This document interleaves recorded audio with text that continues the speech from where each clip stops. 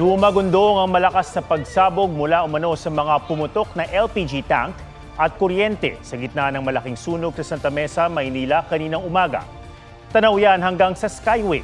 Kumuha na ng tubig ang mga bombero sa kalapit na San Juan River para mapabilis ang pag-apula. 40 residente ang naapektuhan. Wala namang naiulat na nasugatan o nasawi. Patuloy pang inaalam ang sanhi ng sunog. Ilang mga taga-suporta ni dating Pangulong Rodrigo Duterte ang nagtipon sa labas ng International Criminal Court sa The Hague, Netherlands. Nakabang sila sa pagdating doon ng dating Pangulo. Sa pinakahuling impormasyon, nasa airspace na ng Germany ang chartered flight ni Duterte. Bandang hating gabi, oras dito sa Pilipinas, ang inaasahang oras ng paglapag ng eroplano sa Rotterdam Airport na malapit sa The Hague. Dediretso sa ICC si Duterte para harapin ng ICC kaugnay sa reklamong crimes against humanity. Bago ngayong gabi, ilang Pilipino ang kabilang sa 14 na tripulante ng cargo ship na bumangga sa isang oil tanker sa North Sea malapit sa England, United Kingdom. Sa ulat ng Reuters, bukod sa mga Pinoy, may mga Russian din na katrabaho nila sa container ship na Solong. Bumangga ito sa nakaangklang oil tanker na Stena Immaculate. Parehong nasunog ang dalawang barko.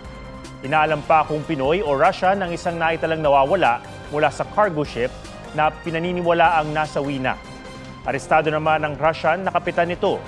Ligtas naman ang 23 American crew ng oil tanker. Sinisika pa ng GMA Integrated News na makakuha ng update mula sa Department of Migrant Workers. Anumang sandali lalapag na sa The Netherlands ang eroplanong lulan si dating Pangulong Rodrigo Duterte. Pero bago siya nailipad kagabi, naging tensyonado ang tagpo sa Villamor Air Base. May report si Ian Cruz.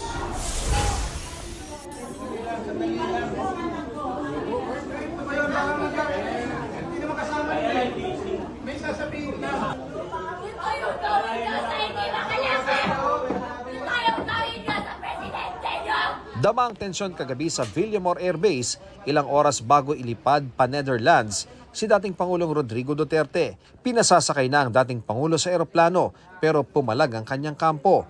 Makikita sa video na hawak ng isang lalaking nakapolo ang anak niyang si Kitty at tila inilalayo. Yan mga ganun na reaction, expected video yan kasi pamilya. Sabi pa ni Duterte, hinihintay niya ang anak na si Vice President Sara Duterte. Ang anak ko pupunta dito. Ang sabi ko, ang abogado ko, ang anak ko na babae.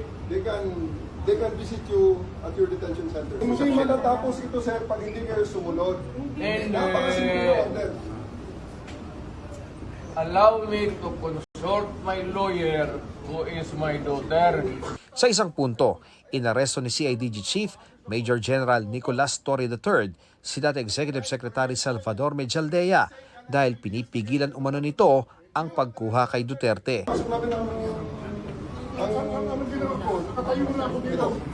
Sir, bitawan mo ako. Ayaw mo na. Ayan, sir.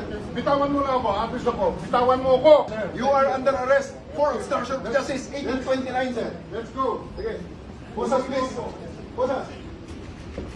Bosas. Bosas. Ali, Bosas. Mag-aalas 9 ng gabi, nakasakay sa eroplano si Duterte. Pero 11:03 PM na ito nakalipad. Bandang alas 8 ng umaga kanina, dumating ang eroplano sa Dubai para sa layover. Nakausap ng dating Pangulo ang anak na si Kitty at nananghalian. Mag-alas 4 ng hapon, lumipad na ang eroplano diretso na sa Rotterdam, Netherlands. Ayon sa isang source, humiling ang pamilya Duterte sa embahada sa Amsterdam na alalayan siya pagdating sa The Hague. Pero hindi raw pumayag ang ICC dahil sa issue ng seguridad. Batay sa protocol mula sa eroplano, ite-turn over ng mga otoridad ang dating Pangulo sa mga kinatawan ng ICC. Mula sa airport, dadalhin si Duterte sa ICC detention facility. Bantay sarado ito ng mga barbed wire, electric fence at CCTV camera. Kumpleto ito sa mga pasilidad, selda kada detainee at access sa gym, kusina at computer. Alinsunod sa protocol, sa selda isasagawa ang booking procedure kay Duterte, saka siya ihaharap sa pre-trial chamber 1 na humahawak sa kaso niya. Tatlong babae ang mga hukom sa pre-trial chamber 1. Presiding judge si Yulia Motok mula sa Romania na isang dekadang nagsilbing hukom sa European Court of Human Rights.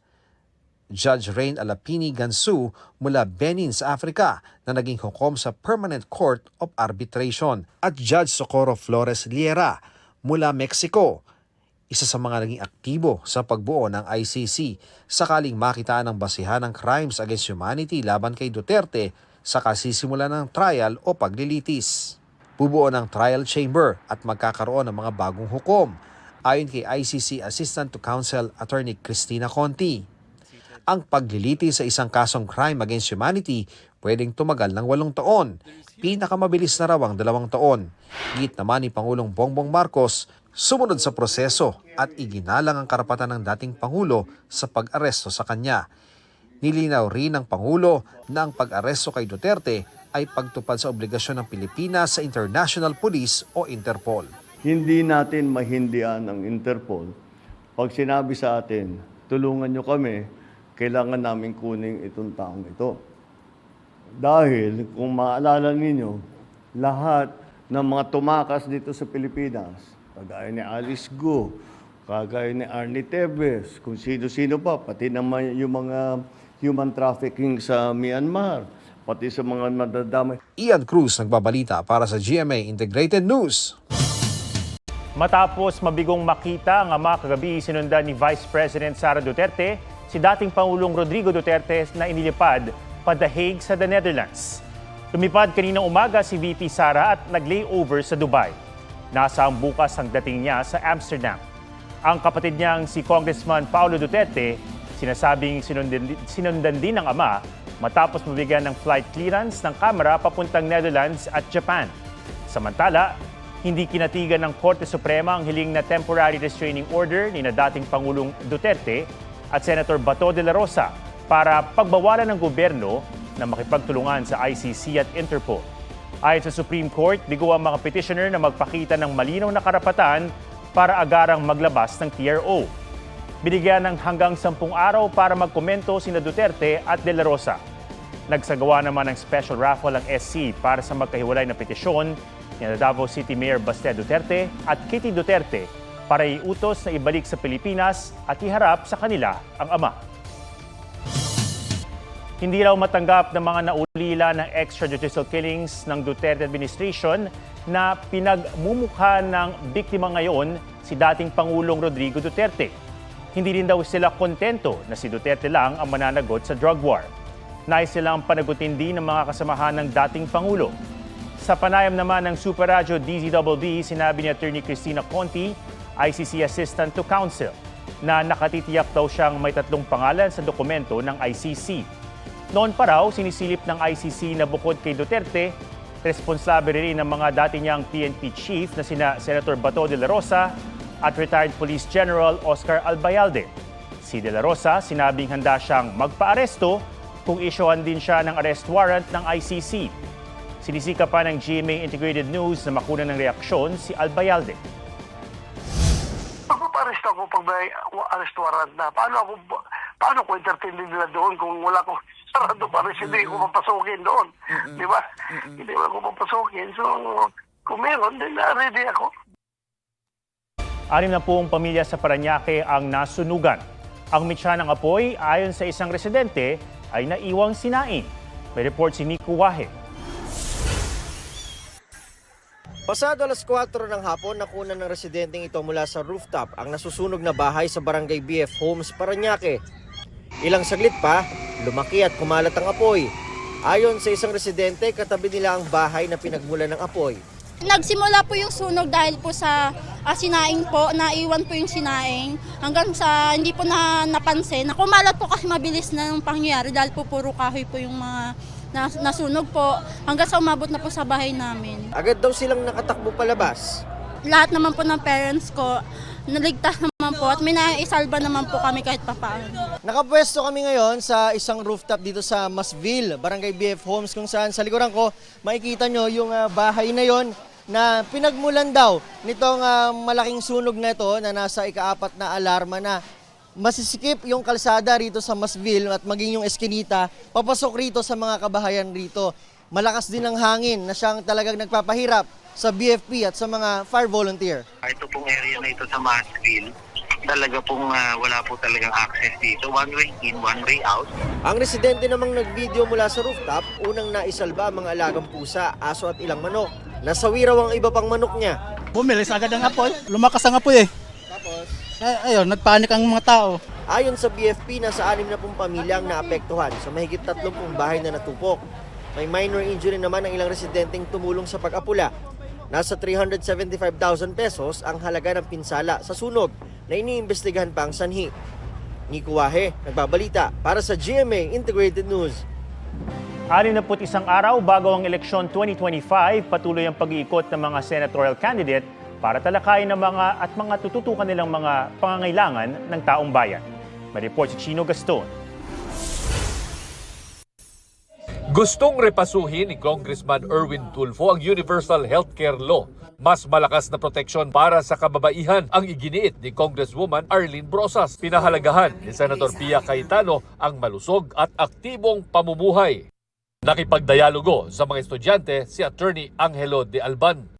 Hinimok ni Leody de Guzman ang mga kabataan na iwasan ang cancel culture.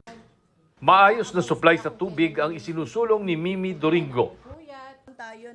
Kontra naman sa jeepney modernization si Modi Floranda.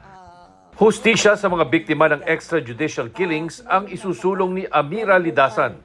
Si Senator Lito Lapid inikot ang ilang bahagi ng Leyte ngayong araw. Sa Antipolo City naman, nag-ikot si Manny Pacquiao kahapon.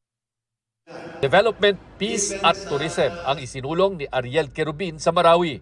Patuloy naming sinusundan ang kampanya ng mga tumatakbong senador sa eleksyon 2025. Chino Gaston nagbabalita para sa GMA Integrated News. Agency ni Korean superstar Kim Soo-hyun na bida sa hit series na My Love from the Star at Queen of Tears, mariing itinanggi ang mga alegasyong nagkaroon sila ng 6-year romantic relationship ng namayapang aktres na si Kim Seron. Nag-ugat ang issue sa pahayag ng isang Korean YouTube channel na naging girlfriend umano ni Soo-hyun noong 27 years old siya, ang nooy 15 years old pa lang na si Seron. Dahil sa mga kumakalat na espekulasyon, nagbanta ang agency ni Soo-hyun na gagawa ng legal na hakbang. Andito tayo ngayon sa talagang puso ng Santo Cristo, ang kalye Makasalanan. Teaser trailer ng upcoming Kapuso film na Samahan ng Mga Makasalanan inilabas na. Pinagbibidahan niya nina David Licauco at Sanya Lopez na huling napanood sa Pulang Araw. Filipino content creator na Yana Guerrero, naka-dance collab si Lisa ng Blackpink. Hirit tuloy ng Philo Blinks. Sana all! Aubrey Carampel nagbabalita para sa GMA Integrated News. Huwag magpahuli sa mga balitang dapat niyong malaman. Mag-subscribe na sa GMA Integrated News sa YouTube.